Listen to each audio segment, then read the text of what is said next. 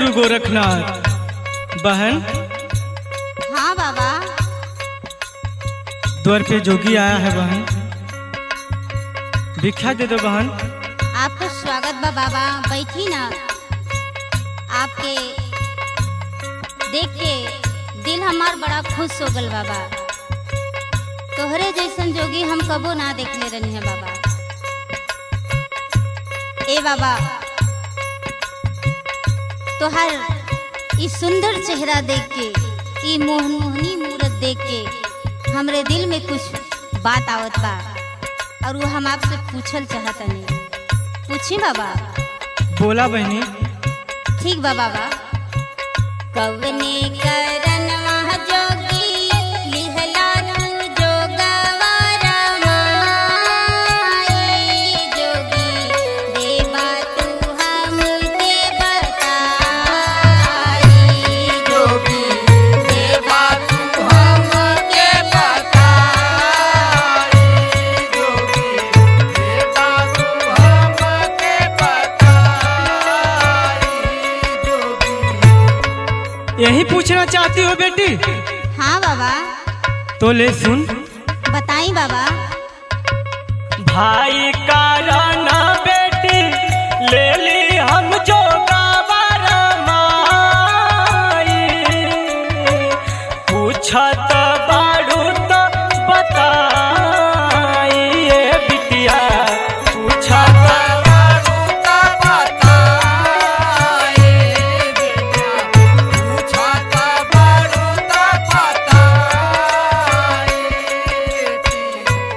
आज के जमाने के देखते हुए हाँ बाबा। भाई भाई में पटत बिटिया। ना बाबा, ये तो घर घर का कहानी हो गई बा।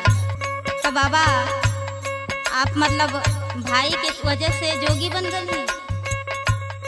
बहुत लंबी कहानी है बिटिया। तो बताई ना बाबा। भाई बहन दोनों रहली जा छोट हो, भौजी चढ़ावे भैया मांगे ले नोट हो। भौजी चढ़ावे भैया मांगे ले नोट हो, भौजी चढ़ावे भैया मांगे नोट हो। ए बाबा, इहे कहानी तो हमारियो ऊपर गुजरल बा। सुना। हमरो त भाई ऐसे देत रही ताना, तागा भी रह के ऊ लागे बेगाना। आगा भी रखे उहो लागे बेगाना, आगा भी रखे उहो लागे बेगाना। इहे ना ए बाबा, और सुना। बतावा बेटी। कुछ दिन बाद उता दिहले हो घर से भगाई, जोगी देवा तू हमके बताई, जोगी देवा तू हमके बताए, जोगी देवा तू हमके बताए। ये कैसन कहानी बताओ तू बेटी? ए बाबा, सुना। हम तो के जौन बतावत ही ना बाबा, वो हमारियो जिंदगी में होत बा। ये हमरे पे गुजरल बा बाबा। सुना। कहत बाड़ा उहे हमरो कहानी, चेहरा चिन्हता बाबा हम पहचाने। चेहरा चिन्हता बाबा हम पहचाने, चेहरा चिन्हता बाबा हम पहचाने। बाबा, हमार बात सुन के तू रोवे कहीं लगला बाबा? बिटिया, हाँ बाबा। एक बात पूछी बिटिया।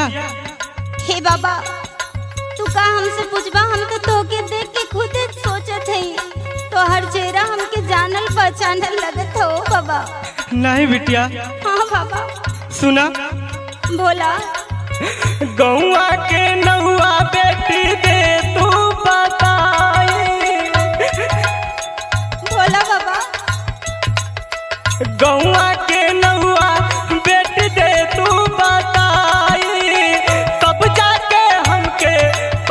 पहचान में आई। जाके पहचान में आए, तब हम जाके पहचान में आए। ए बाबा, तू हमसे गांव का नाम पूछत हवा?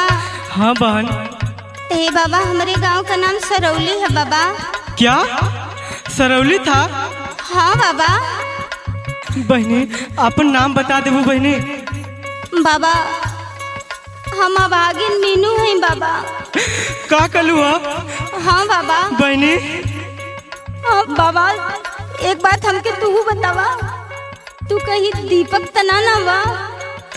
हाँ बहन, मैं दीपक हूँ बहन, मैं दीपक हूँ बहन।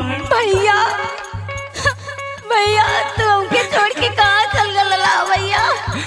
रो मत पगली, सुन हमार बात।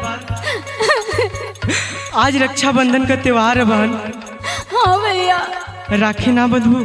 कहे ना भैया, हम कितना दिन से हम अपने भैया की राखी ना बनले, आज हम राखी बनब भैया। हम बहुत किस्मत वाले हैं। आज रक्षाबंधन के दिन हमार भैया हमसे मिल गईला। वाह रे गुरु गोरखनाथ की कृपा। धन्य हो बाबा गुरु गोरखनाथ। बहन हाँ भैया। राखी बांधा बहन। हाँ भैया। बहनी हाँ भैया। राखी तो बांधा तू बहनी, हाँ भैया। लेकिन एक बात और सुन ला बहनी। बोला भैया। दीपक अशोक कहे सुन बा